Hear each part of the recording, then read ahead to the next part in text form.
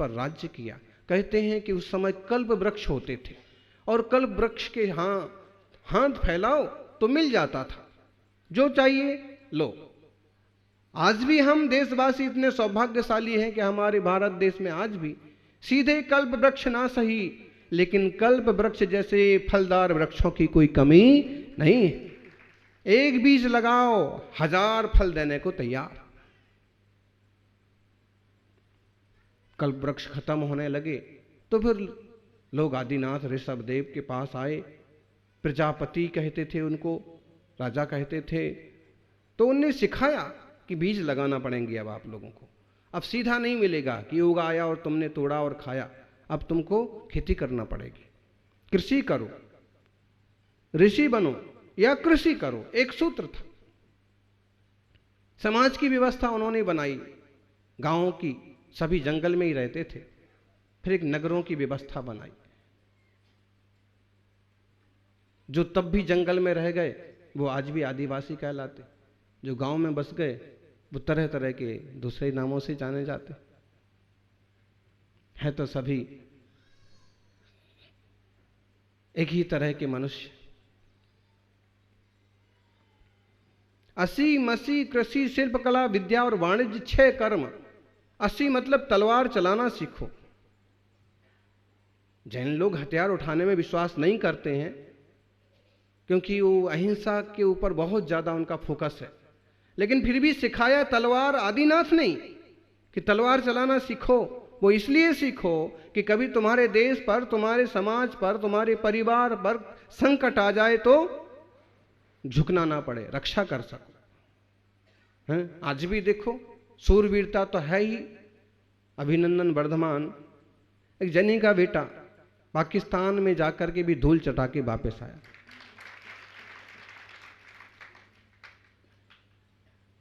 तो एक अच्छा गुण ये है इस जाति का कि ये लोग बहुत ज़्यादा उलझते नहीं हैं और जल्दी से भड़कते नहीं हैं, सहन करते हैं और पी जाते हैं, क्योंकि मालूम है रहना सबको समाज में ही है। मिल के रहो तो रहना, झगड़ के रहो तो रहना, प्रेम से रहो तो भी उसी घर में रहना, उसी गांव में रहना है। कई बार भाई भाई झगड़ा कर लेते। अरे बेवकूफ़ो, रहना तो उसी घर में है, उसी झोपड़े में। जरा सी समझदारी से रह लो, बातचीत कर लो, चीजें निपटा लो, प्रेम से रहो। सिर फोड़ देंगे, तुम सिर फोड़ोगे वो टांग तोड़ेगा, दोनों लंगड़े हो जाओगे। बुद्धिमान ये है कि बातचीत करके चीजें सोल्व कर लो। उन्हें तलवार चलाना भी सिखाया। 80 मसी लिखना सिखाया। लिखना सीखो, पढ़ना सीखो। ब्राह्मी लिपि का आविष्कार किया और प्राकृत भाषा संस्कृत बाद में उसके साथ तैयार हुई। शिल्प कला सिखाई, घर बनाना सिखाया। रहोगे कहां, घर नहीं थे। विद्या, तरह तरह की विद्या, वाणिज्य, व्यापार, चीजों का लेन देन, बदलना, मिलावट नहीं करना, लेकिन खेती करना सिखाया। ऐसे आदिनाथ स्वामी जब बहुत वर्षों राज्य करने के बाद उनको एक भाव आया कि मैं क्या इसी भोग में मर जाऊंगा हैं? अरे जैसे ये नाचने वाली देवी नीलांजना का देहावसान हो गया, मेरा भी हो जाएगा। ऐसे राज्य की कुर्सी पर मुझे नहीं मरना। और उन्होंने संन्यास आश्रम स्वीकार किया, तपस्या करने के लिए निकल गए और राज त्याग के जंगल पहुंचे। ईश्वरत्ता महत्तमणो महत्तम नन्न शासना पैठादो नमाहपम महपम सगुणे ही आ। प्राकृत भाषा का सूत्र बोला हमने। इसका मतलब है कि ऐश्वर्य से कोई व्यक्ति महान नहीं होता, ये बात उनके ध्यान में आई। दूसरों पर शासन करने से कोई व्यक्ति महान नहीं होता, इसलिए उनको शासन छोड़ने की इच्छा हुई। प्रतिष्ठा पाने से कोई महान नहीं होता, इसलिए प्रतिष्ठा का भी त्याग कर जंगल में पहुंचे। और महान होता है सद्गुणों से, महान होता है परिपूर्णता से, विकारों के त्याग से, इसलिए वो मुनि बने। और उनके साथ ये श्रीमद् भागवत के 8वें अध्याय में इस बात का उल्लेख है कि ऋषभदेव ने सब छोड़ करके रास्ता केशरिया जी भगवान ने चलाया। जो आज मुनि दिख रहे हैं लाखों साल पुरानी परंपरा। महावीर स्वामी को तो 2500 साल हुए, उनके पहले 23 तीर्थंकर और। तो जब वो जंगल चले गए तो 4000 राजा और उनके साथ चले गए। वो तो मुख्य राजा थे, लेकिन जैसे अपने गांव-गांव के सरपंच होते, ऐसे 4000 राजा ने सोचा कि हमारे प्रभु कहाँ जा रहे हैं, हमारे स्वामी मालिक कहाँ जा रहे हैं। वो भी चले गए, वो भी साधु बन गए। लेकिन ऋषभ देव तो तपस्या करते रहे और वो सब घबरा गए। 6 माह तक भूखे कौन बैठे, कौन उपवास करे। 2-4 दिन तो बैठे और बाद में सब इधर उधर। फिर ये भी हिम्मत ना हो कि वापस जाएं, घर वाले क्या कहेंगे। और घर वाले तो छोड़ो, ये ऋषभ देव अपने बेटे को राजा बना के आए हैं, और भरत चक्रवर्ती पता नहीं हमको क्या बोलेंगे और कहो कितना पीटेंगे। तब के लोग बहुत सरल होते थे।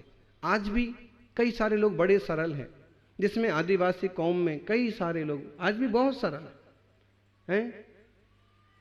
एक भैरिया मीणा हर साल आते हैं, 10 उपवास करते हैं, 10 दिन निर्जल उपवास करते हैं हमारे पास। इस बार वो 4 दिन लेट आए थे पारसोला से। तो इतना सरल व्यक्ति, उसको माला पहनाने के लिए बुलाओ तो भी यूं हाथ जोड़ के धीरे धीरे आता है। उसके लिए कुछ भी बोलो, एकदम एक तो टोटल शुद्ध और देसी भाषा बोलते और सुनते हैं, और सरल इतना कि जहां बिठा दिया, महाराज ने कह दिया यहां बैठना 10 दिन, वहीं 10 दिन बैठे। आज भी कई लोग सरल हैं। सरलता बड़ी अच्छी चीज है। जहां सरलता है, विनम्रता है, समर्पण है, वहां प्रेम भी रहता है। पाचमबाड़ी है एक छोटा गांव संतरामपुर के पास। कुछ आदिवासी बंधुओं ने वहां पर अपने ही हिसाब से एक छोटा सा आदिनाथ भगवान का मंदिर बना रखा है। वो भी प्राय हर साल आते हैं इधर हमारे पास और थोड़े से भजन सुनाते हैं, मोर के पंख लाते हैं, पिच्छी के काम आएंगे। जंगल में ही है उनका गांव। तो वो सभी मतलब ये आदिनाथ काल के जीव हैं। फिर उसके बाद क्या हुआ कि जब उनसे नहीं पालन हुआ तो वो लोग इधर उधर भटक गए। आदिनाथ तप करके केवल ज्ञानी बने, उपदेश दिया, और कैलाश पर्वत पर उन्होंने घोर तप किया। इसीलिए हम बोलते हैं कि शिव जी को भी कैलाशपति बोलते हैं, आदिनाथ कैलाशपति। आदिनाथ का चिन्ह बैल का चिन्ह है, शिव जी का भी बैल का हो, नादिया का हो, वही चिन्ह है। आदिनाथ के पास रत्नत्रय का त्रिशूल है, शिव जी के पास यूं हथियार में बना के रख दिया लोगों ने त्रिशूल। आदिनाथ के पास तीसरा नेत्र है, केवल ज्ञान।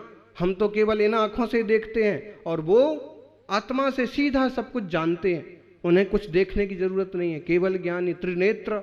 शिव जी के भी तीसरा नेत्र। आदिनाथ स्वामी से ज्ञान की गंगा निकली। जब उनने तपस्या की 6 माह की, तो उनकी जटाएं बड़ी बड़ी हो गईं। तो लोगों ने बाद में मूर्ति बनाई तो मूर्ति में भी जटा बना दी। बाद में शिव जी की मूर्ति बनाई तो शिव जी की भी जटाएं बना दी, और जटा में से निकल रही है गंगा।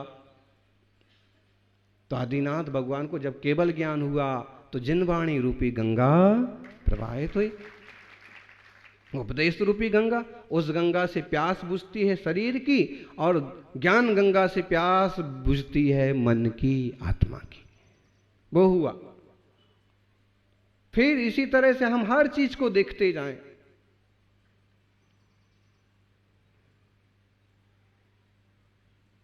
तो आदिनाथ भगवान ही समझ लो कि लोक में शिव के रूप में प्रतिष्ठित हुए, विष्णु के रूप में, ब्रह्मा के रूप में। बड़ा प्राचीन इतिहास है।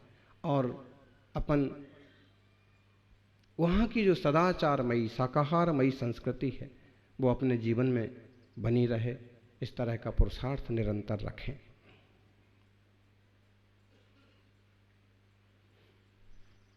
प्रतापगढ़ चतुर्मास में तब के मंत्री नंदलाल मीणा,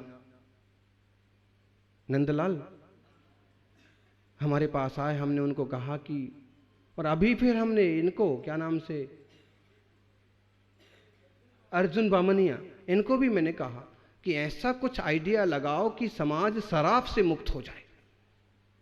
कुछ भाग्यवान जीव हैं कि साधु संतों से, भगवान से जुड़ गए हैं और मालाधारी बन गए हैं, या फिर उनने कोई त्याग व्रत ले लिए हैं, वो तो ठीक है। बाकी बहुत सारा समाज आज भी पीछे है। कुछ ऐसा होना चाहिए कि शराब और मांस जैसी चीज से हर पूरा वर्ग मुक्त हो जाए। मन भी खराब हो रहा है, धन भी खराब हो रहा। और दूसरी बात हमने ये भी सुझाई, कनकमल जी कटारा को भी सुझाई थी, और प्रवचन में भी हम बोलते हैं कि जो भी आरक्षण की जो बात है, चूंकि मेरा कोई विषय नहीं है, लेकिन फिर ये आरक्षण की जो बात है, आरक्षण है ठीक है, लेकिन उसमें आर्थिक आरक्षण होना चाहिए। उसमें जैसे जो परिवार आगे बढ़ चुके हैं, नानू भाई हैं, जो परिवार आगे बढ़ चुके हैं, किसी परिवार से 2 लोग सर्विस में जा चुके हैं, आगे बढ़ चुके हैं, उस परिवार को उस आरक्षण कोटे से अलग करो। बाकी जो पीछे परिवार रह गए हैं उनको आगे आने का अवसर मिले। ये बात इतनी महत्वपूर्ण है कि ये आगे तक पहुंचे तो इस पर बहुत कुछ हो सकता है, और समाज के पीछे रह जाने वाले वर्ग के लिए बहुत लाभ हो सकता है। जो एक बार आगे बढ़ गए वही लाभ लिए जा रहे हैं। उनके घर में सबकी सर्विस हो गई, उनके ही सबके बड़े घर हो गए, बाकी सब अभी भी झोपड़ी में। तो समाज का विकास बहुत जरूरी है। एक अच्छे इंसान की तरह पूरा जीवन जीने का, आनंद के साथ जीवन जीने का। बोझ में जी रहे हैं कुछ लोग, गरीबी में जी रहे हैं कुछ लोग, केवल मजदूरी में जी रहे हैं। उनको यही ख्याल नहीं है कि हम भी कोई मनुष्य हैं और हमें भी खुश रहना चाहिए। कुछ लोगों की जिंदगी रोते रोते जा रही है। सब मनुष्य, सारे जीव आनंद का जीवन जिए, ज्ञानमय जीवन जिए, सुख का जीवन जिए, और एक बार का भोजन, 2 बार का भोजन सबके लिए उपलब्ध हो, इस तरह की परिकल्पना निरंतर हमारे चित्त में भी चलती है। भावना रहती है कि सारे लोग सुखी। अगर उसको हम सामाजिक और राजनीतिक स्तर पर पूरा करें, सब कुछ हो सकता है।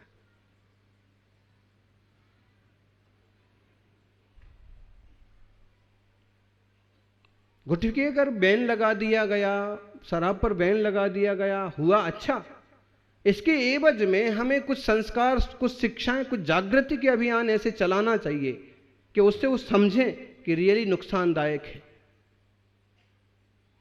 उसकर कोई छोटी छोटी फिल्म्स बने, लोगों तक पहुंचे कि सचमुच नुकसान हो रहा है, तो जीवन बदलेगा। सज्जनों, आदिनाथ स्वामी के बाद 23 तीर्थंकर हुए। 24वें तीर्थंकर महावीर स्वामी बहुत प्रसिद्ध हैं। महावीर स्वामी की अहिंसा के बल पर देश स्वतंत्र हुआ। आज भी लोग कहते हैं गांधी ने महावीर कानून शरण किया था। हम महावीर स्वामी की कथा तो दिवाली के समय करने वाले हैं, लेकिन एक छोटी सी कथा। जब वह भील की पर्याय में थे, ये तो आप मानते हैं कि ये जीव फिर जन्मता है, फिर मरता है।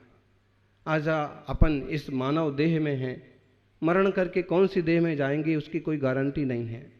सत्कर्म रहेंगे तो हो सकता हम शक्तिशाली देव भी बन जाएं, कुछ पुण्य रहेगा तो वापस मनुष्य बन जाएं, नहीं तो जानवर का कोटा तो रिजर्व है ही। नरक जैसी दुर्गति, शैतानों की दशा तो है ही। और मनुष्य भी बन गए और कहीं पाकिस्तान में आतंकियों में पैदा हो गए तो ना खुद जीते हैं ना दूसरे को जीने देते, जबकि सही रास्ता है जियो और जीने दो। किसी खोटे परिवार में पहुंच गए तो ना खुद को आनंदित कर पा रहे ना दूसरों को। तो ये तो हम जानते हैं। इसी टाइप की प्रभु महावीर की कथा है कि जब वो भील की पर्याय में थे, शुरुआत ही उनके पुराण की यहां से होती है। महावीर पुराण कभी पढ़ने को मिले ना, तो शुरुआत होती है कि एक भील था, एक भीलनी थे, दोनों जंगल में एक बस्ती के पल्ली के टांडा के राजा थे। राजा क्या, मुखिया। और राजा भी क्या होगा, भील राजा बनेंगे तो क्या होगा, मोर का पंख लगाएंगे, गिद्ध का पंख लगाएंगे, लेकिन राजा ही लिखा, वो वहां के मुखिया थे।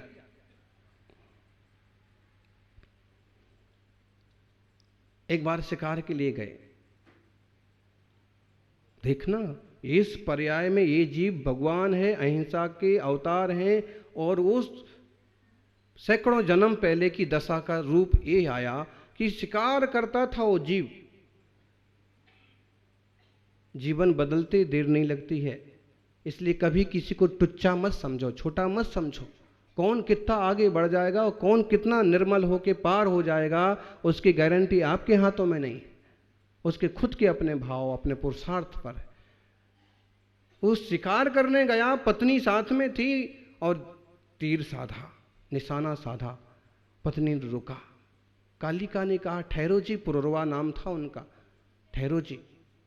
उसने कहा, ऐसे ही होते हैं नाम, तो देखो आज भी आदिवासी वर्ग में ऐसे ही नाम होते हैं, पेमा जी, खेमा जी, रुआ जी, मुआ जी, ऐसे ही नाम होते। प्राचीन ये भी ऐसे ही नाम है, पुररवा। और सच कहे ना, नाम में कुछ नहीं धरा, काम अच्छा कर लो, वही सबसे महत्वपूर्ण।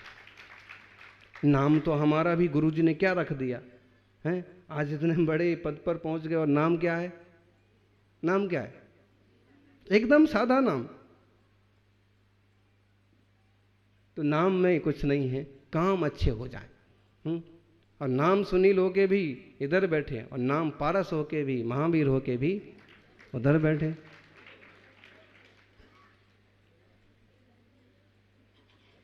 इसलिए तो पुररवा ने जैसे ही निशाना साधा तो उसने कहा, ठहरो जी।